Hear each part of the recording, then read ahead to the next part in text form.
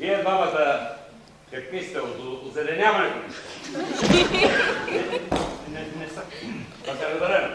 По време на рецитала никакво поливане на саксиите с цветя пред бюста. Ясно? Всъщност къде е бюста? Вероятно се бъркате. Аз да се бъркам. Статул Замфиров да бърка. Аз, който съм с една легендарна роля в киното. 2 в театъра, 4 в балета, 6 в оперетата и 3 в Съветския съюз. Освен това съм канен на 45 мемориални откривания на комплекси. И на над 250 сватби. Чакай, бе!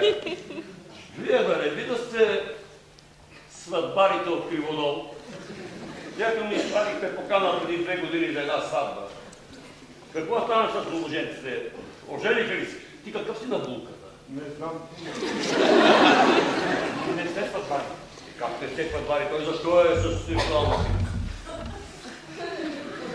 О, да, ангажименти, ясно. Вие сте от инициативния коледен комитет от село Говедарци.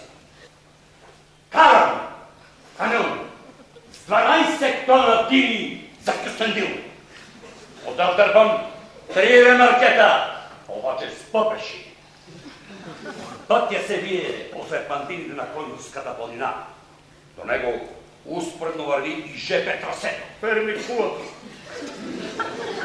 Точно така. Леко ми е на душата. Приятно ми е. Радиото до край. Слушам музика. Изведнъж с крайчета на окото си виждам как успоредно до мен по ЖП линията се движи експресния влак за Гърция. 25-16. Аз! В този миг гледам как една ужасена жена изписва с ярко-червено до оранжево червило с огромни бутни на стъклото на копето. Ес!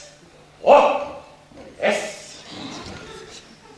И за децата е ясно. Машиниста е получил слънчев удар. Дал газ! Газ! Изравнявам се с локомотива. Скачам в него. Дърпам ръчната спирачка. Обратно в камиона. И двете превозни средства спират славно.